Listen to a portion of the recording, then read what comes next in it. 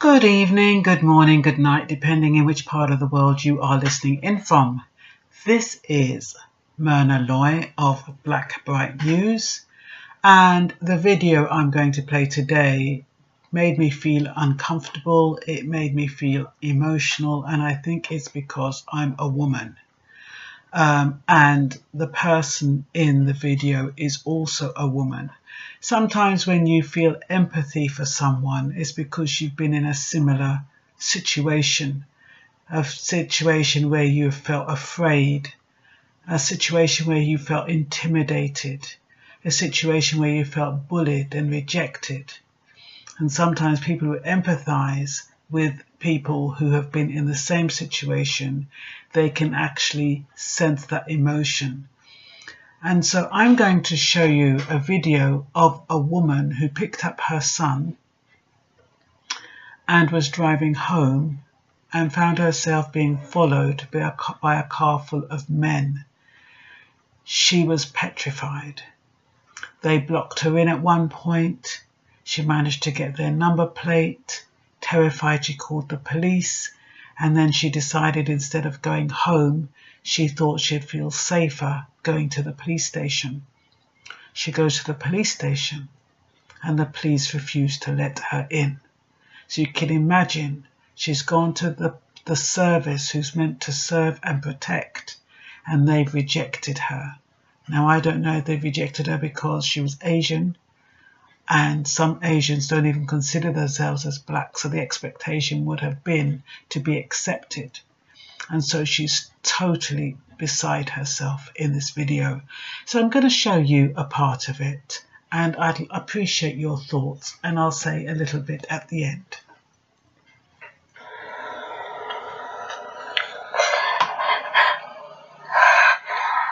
Hi guys. I want you guys to make this viral and let everyone watch this video.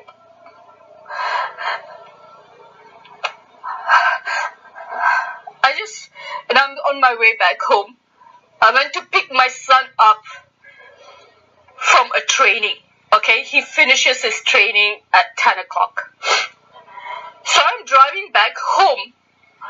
On my way back home, I'm not sure, it was really dark. I could have accidentally entered someone's lane or something, and this one particular group of men in a car driving BMW WNC 618. I can clearly see they were a bunch of young, about 3 of them in the car. Little I know, they started following me. I was driving back home and I noticed this car behind me, and I was slowing down, they slowed down, and I knew they were following me. And true enough, when I was approaching the junction right before reaching home, they were there, and I decided that it's not a good idea to go home.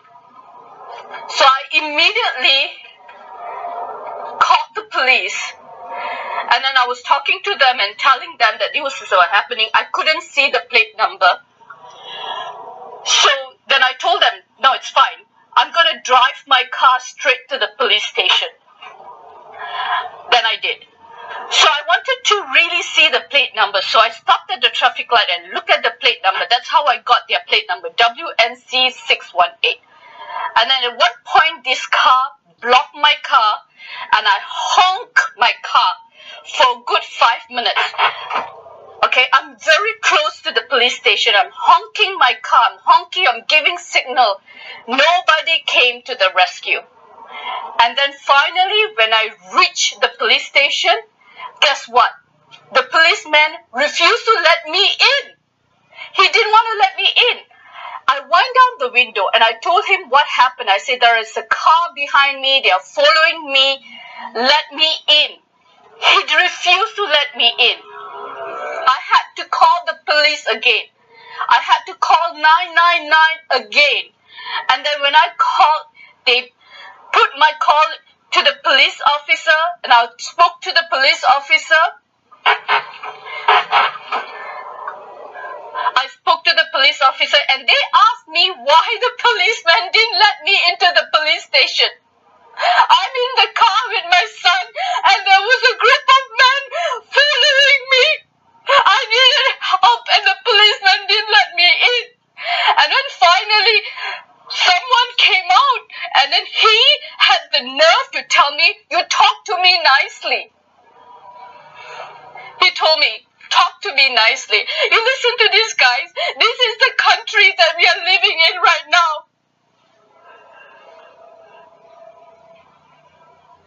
I am so speechless. I went to the police station to ask for help. They didn't let me in. And finally he moved the code and he said, you talk to me nicely who I am. I needed help and they refused to help me. I went in. I didn't want to park the car. I drove out.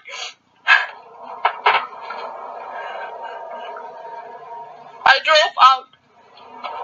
And I'm thinking, I went to the police station for protection and they didn't let me in.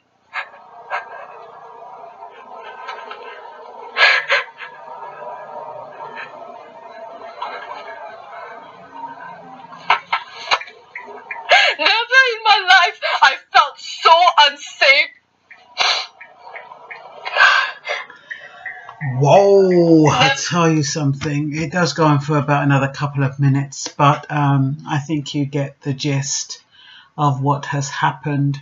The police have even minimized her distress by asking her in her emotional state to speak properly or speak nicely, as she puts it. I'm sure that what probably happened is that she came over a bit erratic, maybe a bit desperate, and they're trying to say, look, you know, with their patronizing tone, I can only assume, talk to me nicely. Can you imagine how terrified that woman must feel? And from woman to woman, you know, I don't even know if men would empathize with her. Would men stereotype her and say she was being emotional? Would they say that she is overreacting? Would they say that, you know, the fact that the guys behind her, they're just having a bit of fun, it's nothing to worry about? What is a man's take on what happened in that video? Like I said, we do not know her history. We do not know if she's been a victim of abuse, why this particular incident has affected her so badly. We don't know. But we do know that she was desperate. She went to a service that was meant to serve and protect her, and they rejected her when she needed it. She had to call again.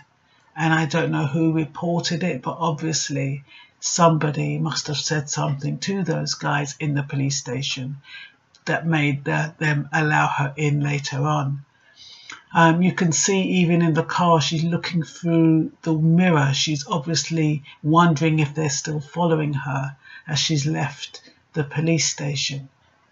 It's really, really traumatic. I think it is.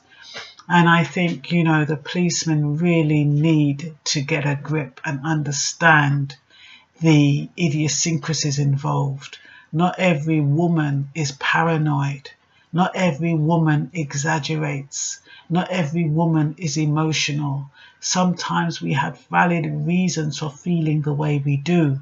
And like I say, we do not know her history. We do not know why she was so affected so badly. To be honest, late at night with my kid in the car, being followed, obviously followed, I'd be shitting bricks. I don't know what I would do. And I think I probably would have called the police. But I notice in this country, you can't sound like you're manic. Even if you go to the hospital and you are in pain, you get better response when you're calm. And the same is I find with the police. If you're all over the place, they dismiss you as being erratic. But if you're calm and subdued, but it's very difficult to be that way when you're fearful, when you're feeling worried, when you're concerned, when you're afraid. It's very, very difficult to be rational. I think the media plays a big part in this because, you know, we do hear about women being murdered, women being raped all the time, you know, people being taken away and all kinds of things happening. So I can imagine, I think her fear was justified. And it's a shame that she went to a service so desperate and they shut the door in her face and they wouldn't help her. I don't know if her skin colour was a factor. She's Asian. Some Asians don't consider themselves black, and she might have thought she was going to get a better reception from the police because she was Asian. But you know, to racists regardless of the colour of your skin, well, I shouldn't say regardless of the colour of your skin, as long as you're not white, they'll have an issue. I don't know what the colour of the policemen were, she didn't say. So we can't make that generalisation. It could have been an Asian man for what we said, but I think she would have said, oh, it's my own people. Or I think if it was black, she would have said a black man and she would have been more hostile. But so it makes me think that, yes, they were white police. I don't know what area she was in. The number plate indicates it's a European number plate. It could still be in the UK because she dialed 999 instead of 112. And of course, we have European number plates in this country. She said the number plates, of course, it could be tracked if they wanted to, but they haven't done anything wrong. You know, if she had turned up to the police station blooded, then maybe they would have responded. I know the police have to prioritise, and we do not know what other calls they had. So it might be a question of that. It might be a question of they're looking at her and thinking, well, she's okay. You know, she's come here. No, she's got no cuts or bruises. Nobody's harmed her, so she's overreacting. But you know, the threat of something happening is just as bad as it actually happening. You know, you have that fight and flight thing in your head where you know, you don't. The whole of the adrenaline, everything happens as though you're actually being attacked. That's what happens. So the fact that she wasn't attacked, it doesn't matter. She felt as though she was, and she behaved as though she was. And the abdina, anyway, I can't mispronounce it. But when that kicks in, you know, you do become irrational. So, you know, I think it was very, very traumatic. I would really appreciate your comments. Please subscribe. Men, I'd particularly like to hear from you, whether you thought she was overreacting. Women, I'd like to hear from you to see how you would have felt, what you would have done in a similar situation. I was wondering, if it was a white person in the car, would they have managed it differently? Would they have just got out and said, you effing bastard, effing what are you following me around for? You know, would they have behaved differently? Is the fact that, you know, some Asian people are more demure and more timid, and that's why they are easy targets. I'd just like your thoughts. Yeah, I'd really like your thoughts on that. So this is Mona Loy of Blackbright News. Thank you for listening, and like I said, please subscribe if you like my videos. Bye-bye.